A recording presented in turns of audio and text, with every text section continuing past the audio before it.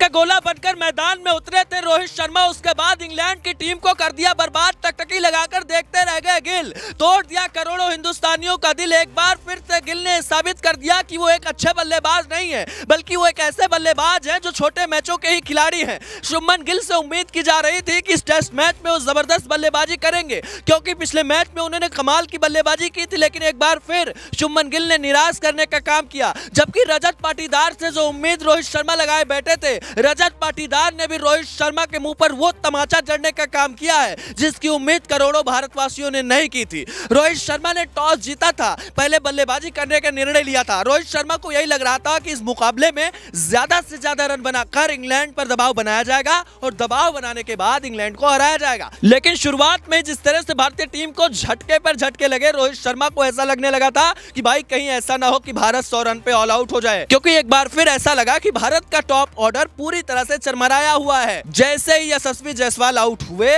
उसके बाद तमाशा शुरू हुआ। यशस्वी जायसवाल ने पारी की शुरुआत तेजी से करने की कोशिश की, वो कुछ हद तक सफल भी हुए। शायद उनका प्लान रहा होगा कि इंग्लैंड की टीम पर इस तरह से दबाव बनाया जा सकता है, लेकिन एक खराब गेंद पर वो आउट होकर पवेलियन चले गए। फिर उम्मीद थी कि भाई गिल इस बार भी मैच में संभालेंगे और एक जबरदस्त पारी खेलकर टीम इंडिया को कहीं ना कहीं एक ऊंचाई पर ले जाएंगे।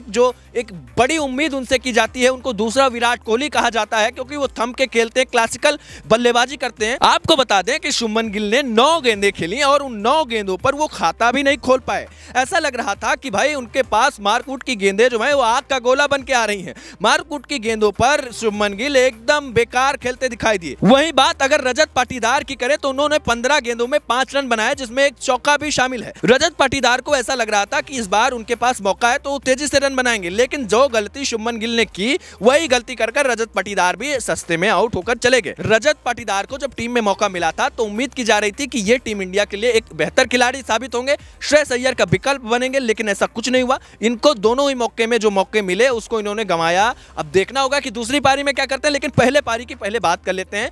शुरुआत में जिस तरह से भारत को नुकसान हुआ, एक उम्मीद जो रोहित शर्मा के पास थी कि हम बहुत बड़ा स्कोर बनाएंगे, वो टूटती दिखाई दी। शुभमन गिल जैसे ही आउट हुए, रोहित शर्मा ने अपना हाथ जो है सिर पर रख लिया और कहा भाई क्या हो रहा है। उस बंदे को कुछ समझ नहीं आ रहा था, लेकिन रोहित शर्मा ने एक बार फिर दिखा दिया कि एक कप्तान जो है ना वो किस लेवल पर सोचता है, क्या करता है। विकेट दूसरे छोर से गिर रहे थे, लेकिन रोहित शर्मा एकदम से थम गए और बारी थी सरफराज खान के आने की, लेकिन सरफराज खान को रोका गया, क्योंकि जिस तरह से विकेट गिर रहा था हो सकता था फ्लो में कहीं ना कहीं सरफराज खान भी आउट हो जाते। इसीलिए रोहित शर्मा ने रविंद्र जडेजा को एक ऑर्डर में बुलाया गया। रविंद्र जडेजा आए और उसके बाद जडेजा के साथ जो है रोहित शर्मा ने एक ऐसी पारी खेली जिसके बाद रविंद्र जडेजा ने भी अपनी काबिलियत दिखाई, अपने अनुभव का इस्तेमाल किया और रोहित शर्मा के साथ धीरे धीरे मैदान को समझा, पिच को समझा और फिर सदी हुई बल्लेबाजी करते हुए बैकफुट पर ढकेल दिया इंग्लैंड को। इंग्लैंड की टीम जहां एक वक्त ऐसा बढ़त बनाए हुई थी कि भारत 100 रन के अंदर आउट हो सकता है, वहीं रविंद्र जडेजा और रोहित शर्मा की दमदार वापसी की बदौलत टीम इंडिया दोबारा इस मुकाबले में खड़ी हो पाई। रोहित शर्मा ने खतरनाक बल्लेबाजी करते हुए अपना शतक पूरा किया और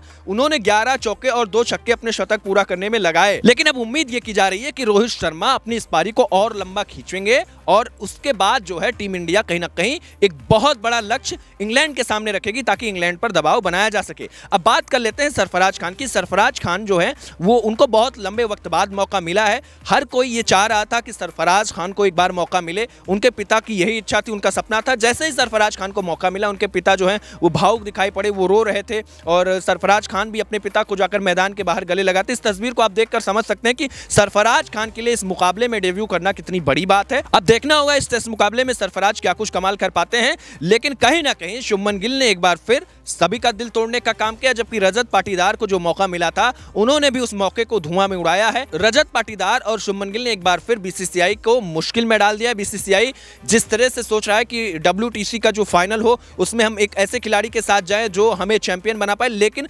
मौजूदा समय में भारत का जो टॉप ऑर्डर है वो कहीं ना कहीं चरमराया हुआ दिखाई पड़ रहा है। एक वक्त हुआ करता था जब वीरेंद्र सहवाग, सचिन तेंदुलकर जैसे खिलाड़ी हुआ करते, एक वक्त हुआ करता था जब रोहित शर्मा के साथ जो है शिखर धवन ओपनिंग किया करते थे, वो एक अलग ट्यूनिंग हुआ करती थी टेस्ट मैच की, रहाणे बल्लेबाजी करते थे। तो उस ट्यूनिंग को अगर हम देखें तो वो ट्यूनिंग कहीं ना कहीं अब वापस लानी होगी। टेस्ट मैच में जो है कैसे बल्लेबाजी किया जाए, वन डाउन आके कैसे खेला जाए, क्योंकि यशस्वी जायसवाल और रोहित शर्मा जो है वो मौजूदा समय में एक बेस्ट ओपनर माने जा रहे हैं। माना जा रहा है कि ये तीनों फॉर्मेट में यही जोड़ी रहने वाली है।